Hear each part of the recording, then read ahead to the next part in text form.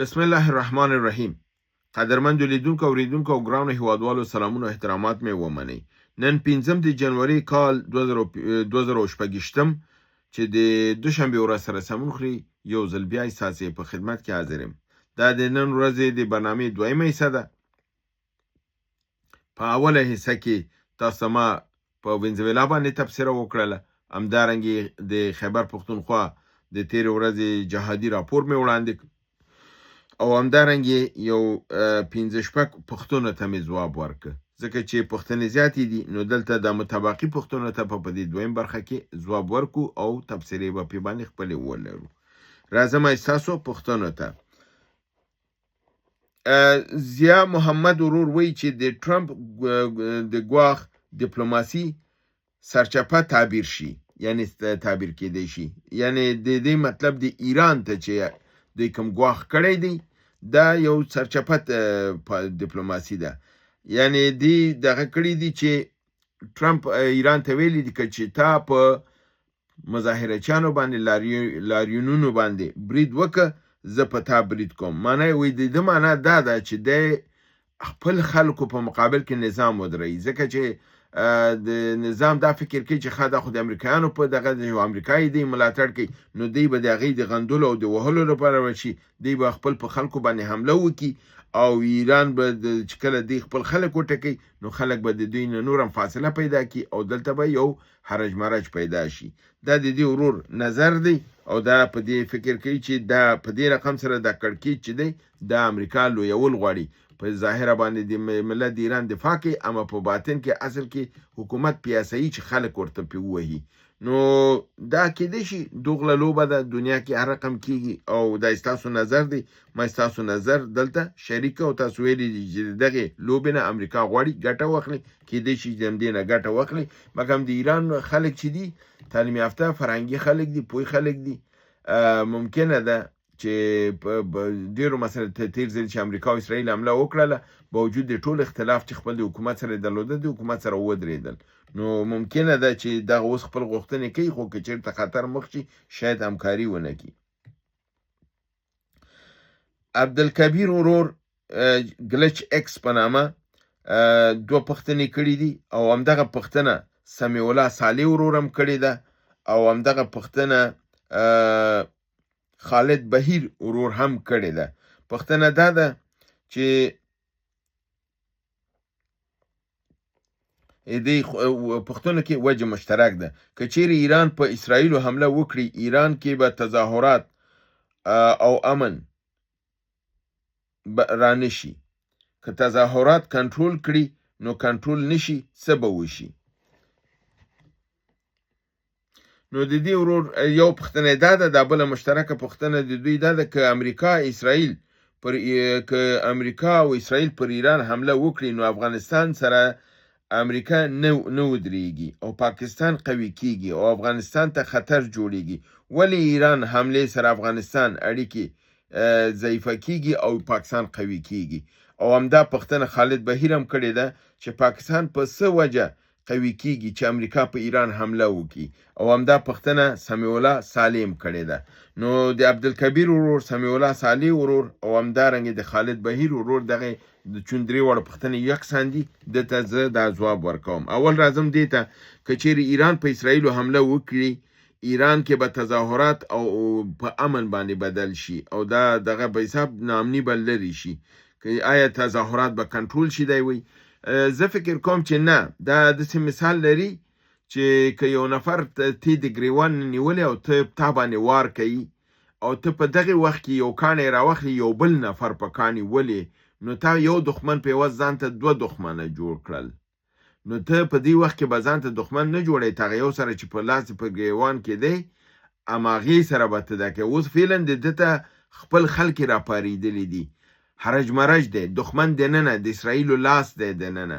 که په دې وخت کې تا په اسرائیل باندې حمله وکړله نو دلته یو خو دلته درته آشوبه او ګډوډي جوړه ده، بل درته هغه در باندې برید کوي، نو بیا دلته تا ته اوضاع ډېره ترخه کېږي. دا ستراتیژي ناکامه ستراتیژي ده چې په دې وخت کې چې دلته دا په هغه وخت کې دا کار کېده چې د خلک که چېرته دوی پوه وی چې خلک قیام کوي مخکې د خلکو د قیام نه د لاریونونو نه دوی په اسرائیل باندې حمله کړې وای، خلکو لاریون بیا نه کاوه.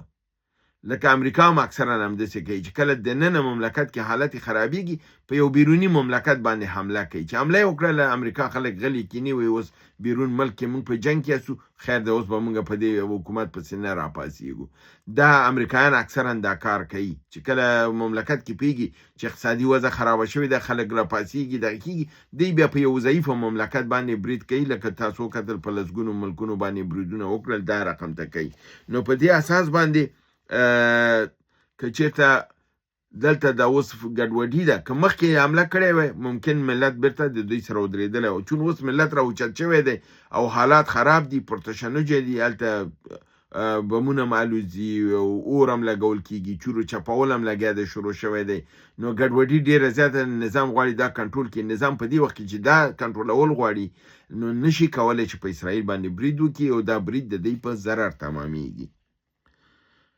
دویمه برخه ستاسو د پوښتنې کې که امریکا او اسرائیل پر ایران حمله وکړي نو افغانستان اړیکې ولې نه ټینګېږي او پاکستان قوي کېږي او افغانستان ته خطر جوړېږي.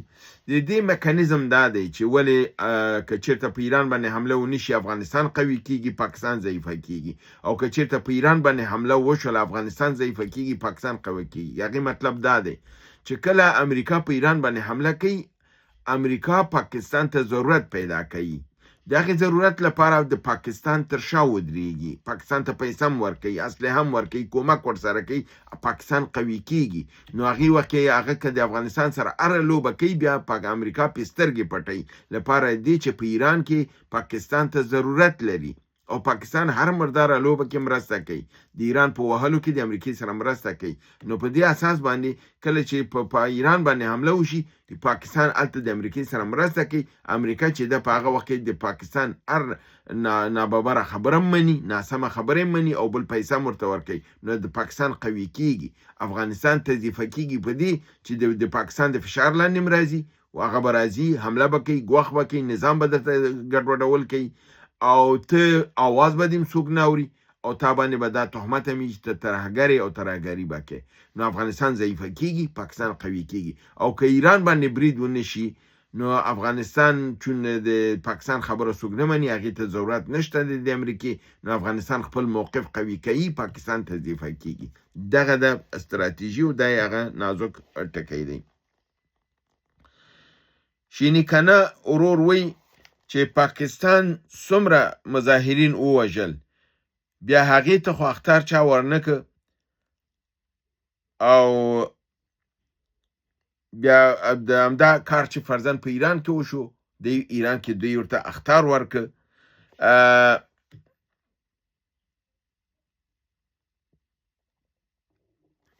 د دې د خبره صحیح ده په دې لپاره چې په پاکستان کې کله چې د لبیک یا رسول الله باندې دوی دغه وکړه کم از کم 300 کسان یې ووژل او 2000 کسان یې ټپیان کړل. هغې باندې دنیا ټوله خاموشه وه، نه چا اختار ورکړه نه چا ګواښ وکړه. فرق یې څه دی؟ علت څه دی؟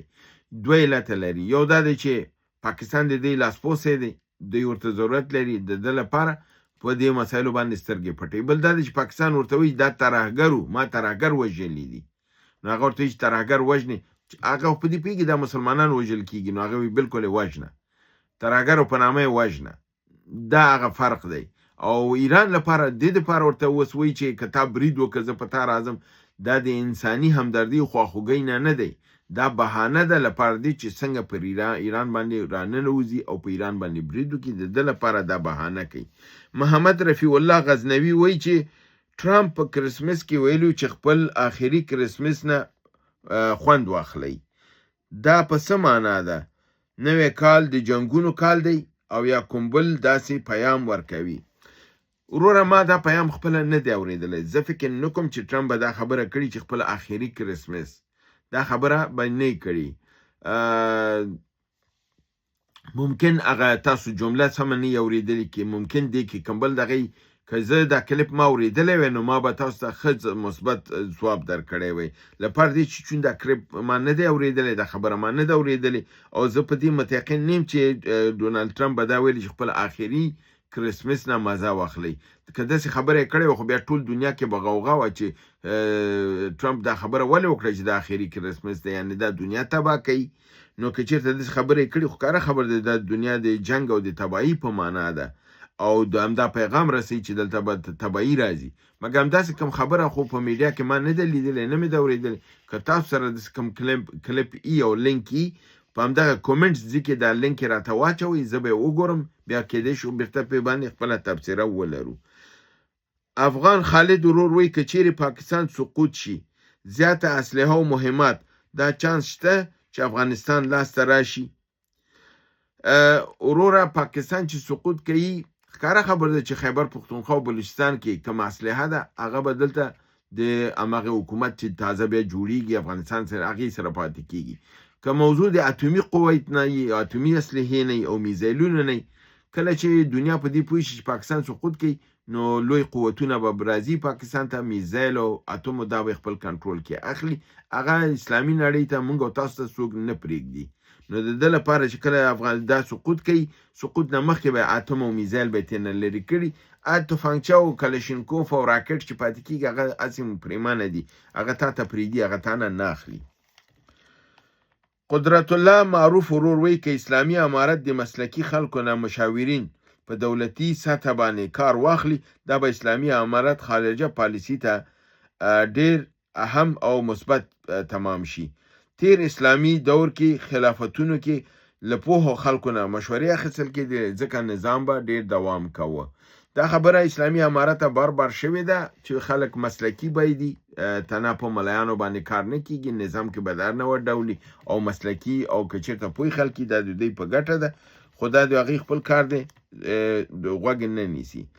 په نامه د فهیمه مستمندي نوې خور ده چې زموږ تاسو د سیستم ته راغلې ده، کومنټس یې کړي دي، ډېر کومنټس یې کړي او یو پوښتنه یې دا ده چې دا ډیورند کرښې باندې سیمې خاردار چې دی دا په ټوله پوله باندې تیر شوی دی او که په ځینو برخو باندې دی او ټي ټي پي کولی شي دا تخریب کړي او د منځه یوسي. بالکل د پاکستان ادعا لري چې 90% دی مکمل تیر کړی دی، یعنې 2980 کیلومتره دا زموږ تاسو د ډیورند کرښه ده.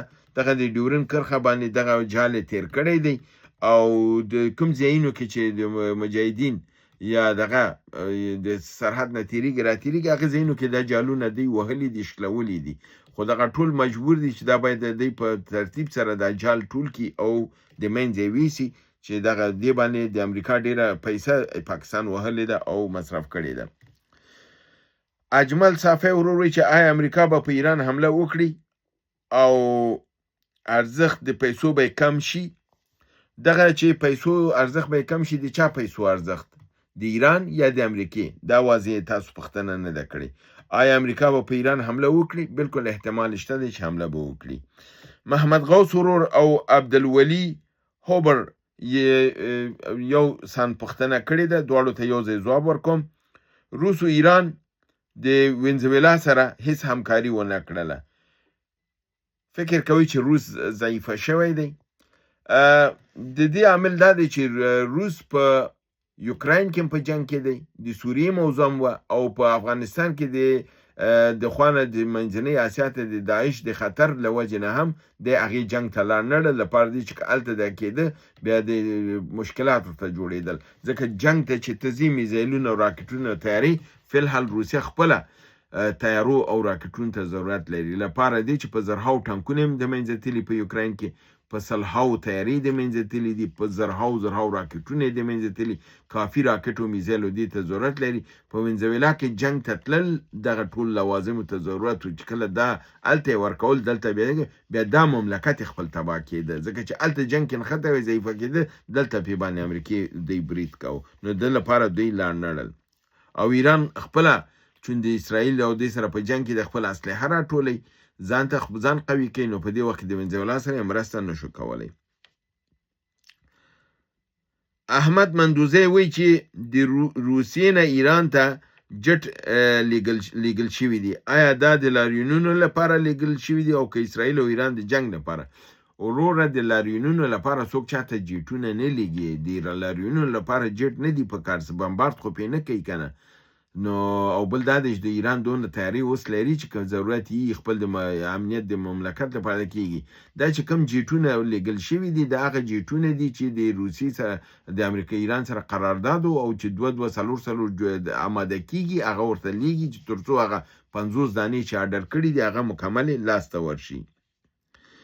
او اخره پوښتنه د ډاکټر صاحب زرلشته ده چې وایي چې ملت د ایران منتظر د کومک د امریکا او د اسرائیل دی. سقوط د نظام د اخوندي د ایران حتمی دی او دغه تغییر ملت غواړي.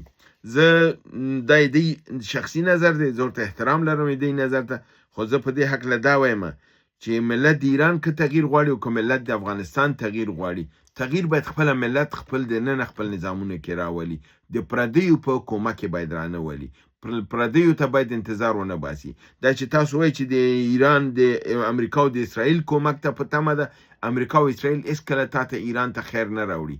که اخوندي نظام لرې شي ایران به جوړیږي نه، ایران تباه کیږي. درسته ده چې اخوندي نظام به مطلوب نظام نه وي، زه دا نه وایم چې هغه ښه نظام دی او که بد نظام دی، ای دی او که دیني نه، دا بله مسله ده. مګر خبره دا ده چې دغه اخوندي نظام لرې کولو لپاره خپله ملت چې دغه اوس قیام کړی دغه د خپله ادامه ورکړي. د امریکا او اسرائیل ته د هغې د لاس آله دې نه ګرځېږي، ځکه چې دا مملکتونه د اسلامي مملکتونو خیرخوا نه دي. نو د ده لپاره که تغییر اسلامي نړۍ غواړي خپل دننه ملتونه خپله دې کوي، د پردي ته تمه نه کوي.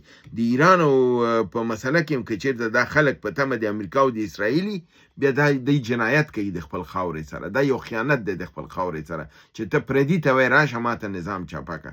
خپله دغه اوس 22 ښارونو کې تاسو لاریونونه شروع کړي دي، حکومت تاسو نو حکومت ته بالکل ووایه چې موږ ته دغه ازادي راکړه او دغه تغییرات غواړو په پارلمان کې قانون کې ده، بالکل در سره یې کوي، مجبوریږي در سره یې وکړي. مګر د امریکا او د اسرائیل نه غوښتل دا غلط خبره ده. هیله ده چې برنامه وګورئ، خوښ کې دوستان سره شریکه کړئ. تر بل برنامه چې تاسو حضور ته حاضرېږم، تاسو په لوی پروردګار د عالمینو سپارم، وما علینا الا البلاغ.